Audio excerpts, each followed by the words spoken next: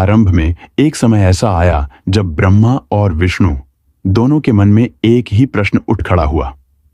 इस सृष्टि में सबसे श्रेष्ठ कौन है? ब्रह्मा बोले, मैं सृष्टि का रचयिता हूं, मेरे बिना कुछ भी जन्म नहीं ले सकता। विष्णु ने उत्तर दिया, और मैं पालन करता हूं, मेरे बिना सृष्टि एक क्षण भी नहीं टिक सकती।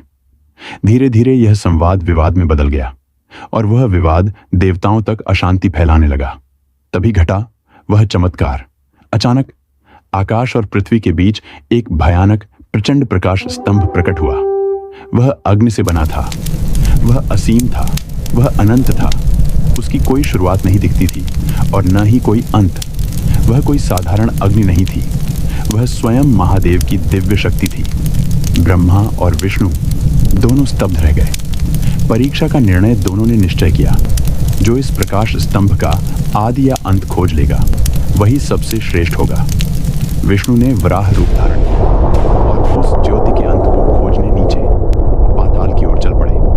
ब्रह्मा ने हंस रूप लिया और उस ज्योति के आदि को खोजने ऊपर आकाश की ओर उड़ चले।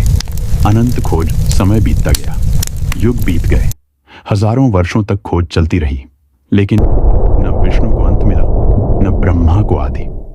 सत्य और अहंकार थक कर विष्णु लौट आए। उन्होंने सिर झुकाकर कहा, मैं इसका अंत नहीं खोज पाया। लेकिन ब्रह्मा के मन में अहंकार जाग उठा।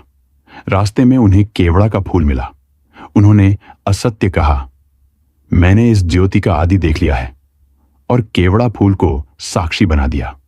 तभी प्रकट हुए महादेव अचानक उस अनंत ज्योति से भगवान शिव स्वयं प्रकट हुए। तीसरी आंख से क्रोध की ज्वाला प्रकट हो रही थी। महादेव बोले, विष्णु ने सत्य कहा और ब्रह्मा ने असत्य का सहारा लिया। ब्रह्मा को दंड शिव ने गंभीर स्वर में कहा, ब्रह्मा, तुमने झूठ और अहंकार किया, इसलिए पृथ्वी पर तुम्हारी पूजा नहीं होगी। और तभी से ब्रह्मा के मंदिर बहुत कम रह गए। विष्णु को वरदान।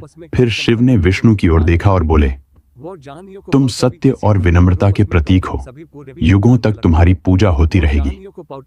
शिवलिंग का रहस्य अंत में महादेव बोले, यह अनंत ज्योति ही मेरा वास्तविक स्वरूप है। यही है शिवलिंग, जिसका न आदि है न अंत। और उसी क्षण से संपूर्ण ब्रह्मांड में शिवलिंग की पूजा आरंभ हुई।